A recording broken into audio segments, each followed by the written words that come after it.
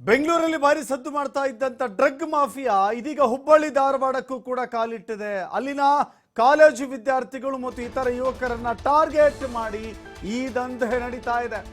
ಹೀಗಾಗಿ ಪೊಲೀಸರು ಮಾದಕ ವ್ಯಸನಿಗಳಿಗೆ ವೈದ್ಯಕೀಯ ಪರೀಕ್ಷೆಯನ್ನು ನಡೆಸಿದರು.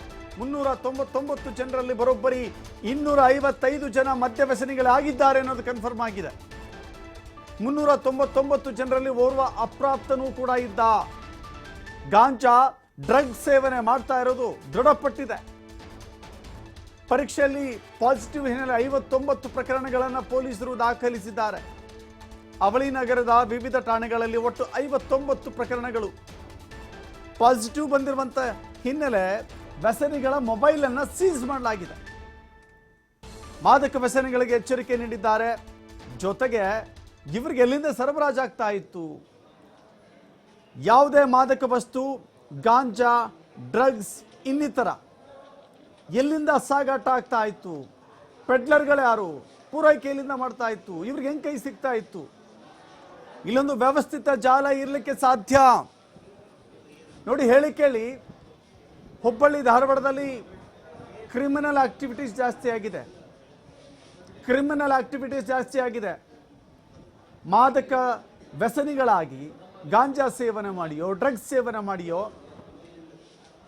ಕ್ರಿಮಿನಲ್ ಪ್ರಕರಣಗಳಲ್ಲಿ ಭಾಗಿಯಾಗ್ತಾ ಇದ್ದಾರೆ. ನೇಹ ಹತ್ಯೆ ಕೊಲೆ ನಡೀತು, ಅವನು ಡ್ರಗ್ಸ್ ಸೇವಿಸಿದ್ದ, ಮಾದಕ ವ್ಯಸನಿಯಾಗಿದ್ದ ಅಂತ ಕೆಲವು ರಿಪೋರ್ಟ್ಗಳು ಹೇಳುತ್ತೆ. ಈ ಕೊಲೆ ನಡೀತಾ ಇರುವಂಥದ್ದು, ಅತ್ಯಾಚಾರ ನಡೀತಾ ಇರುವಂಥದ್ದು, ಈ ಪ್ರಕರಣಗಳಲ್ಲಿ ಮಾದಕ ವ್ಯಸನಿಗಳೇ ತಮ್ಮ ಆ ನಶೆಯಲ್ಲಿ, ಗುಂಗಿನಲ್ಲಿ ಇಂಥ ಕೃತ್ಯಗಳನ್ನು ಎಸಗ್ತಾ ಇದ್ದಾರೆ. ಶಾಂತಿ ಮತ್ತು ಸುವ್ಯವಸ್ಥೆ ಹಾಳಾಗುವಲ್ಲಿ ಮಾದಕ ವ್ಯಸನಿಗಳ ಪಾತ್ರ ದೊಡ್ಡದಾಗಿದೆ. ಸೊ ಹೀಗಾಗಿ ಮಾದಕ ವ್ಯಸನಿಗಳಿಗೆ ಬಿಸಿ ಮುಟ್ಟಿಸುವಂಥ ಪ್ರಯತ್ನ, ಜೊತೆಗೆ ಕೇವಲ ಯಾರು ಮಾದಕ ವಸ್ತುಗಳನ್ನು ಸೇವನೆ ಮಾಡ್ತಾರೋ ಅವರಿಗೆ ಮಾತ್ರ ಬಿಸಿ ಮುಟ್ಟಿಸಿದ್ರೆ ಸಾಲದು. ಇದರ ಮೂಲ, ಇದರ ಜಾಲ ಎಲ್ಲಿಂದ ಸಾಗಾಟ ಆಗುತ್ತೆ, ಪೆಡ್ಲರ್ಗಳು ಯಾರು, ಎಲ್ಲವನ್ನು ಕೂಡ ಪತ್ತೆ ಹಚ್ಚಬೇಕು.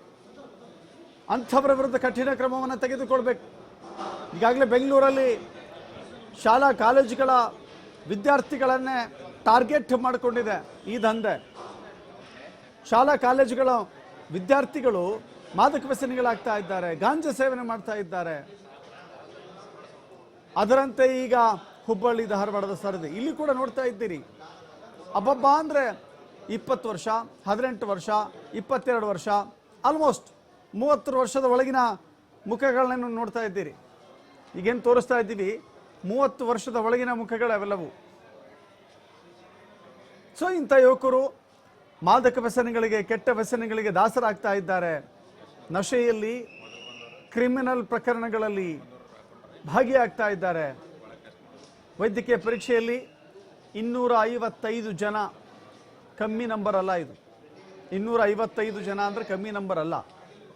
ಹೇಳಿ ಕೇಳಿ, ಧಾರವಾಡವನ್ನು ವಿದ್ಯಾಕಾಶಿ ಅಂತ ಕರೀತಾರೆ. ಕರ್ನಾಟಕ ವಿಶ್ವವಿದ್ಯಾಲಯ ಇದೆ, ಅನೇಕ ಈ ರಾಜ್ಯದಲ್ಲಿ ಹೆಸರು ಮಾಡಿದಂಥ ಶಿಕ್ಷಣ ಸಂಸ್ಥೆಗಳಿದೆ. ವಿದ್ಯಾಕಾಶಿ ಅಂತ ಕರೆಯಲ್ಪಡುವಂಥ ಈ ಊರಿನಲ್ಲಿ ತಮ್ಮ ಮಕ್ಕಳು ವಿದ್ಯಾಭ್ಯಾಸ ಮಾಡಿದ್ರೆ ಭವಿಷ್ಯ ಒಳ್ಳೆಯದಾಗುತ್ತೆ ಅಂತ ಹೇಳಿ, ಭವಿಷ್ಯ ಉಜ್ವಲವಾಗಿರುತ್ತೆ ಅಂತ ಹೇಳಿ ಇಲ್ಲಿ ಅಡ್ಮಿಷನ್ ಮಾಡಿಸ್ತಾರೆ. ಕೆಲವರು ತಪ್ಪು ದಾರಿಗೆಳೆದು ಆ ವಿದ್ಯಾರ್ಥಿಗಳನ್ನು ಇಂಥ ನಶೆಯ ಲೋಕಕ್ಕೆ ಕರೆದುಕೊಂಡು ಹೋಗ್ತಾರೆ. ಸದ್ಯಕ್ಕಂತೂ ಪೊಲೀಸರು ಕಡಿವಾಣ ಹಾಕುವ ನಿಟ್ಟಿನಲ್ಲಿ ಒಂದು ಆರಂಭಿಕ ಹೆಜ್ಜೆಯನ್ನಿಟ್ಟಿದ್ದಾರೆ. ಕೇವಲ ಯಾರು ಪೂರೈಕೆ ಮಾಡ್ತಿದ್ರು ಪೆಡ್ಲರ್ಗಳು, ಅವ್ರಿಗೂ ಕೂಡ ಎಡೆಮುರಿ ಕಟ್ಟಬೇಕಾಗಿದೆ ಪೊಲೀಸರು.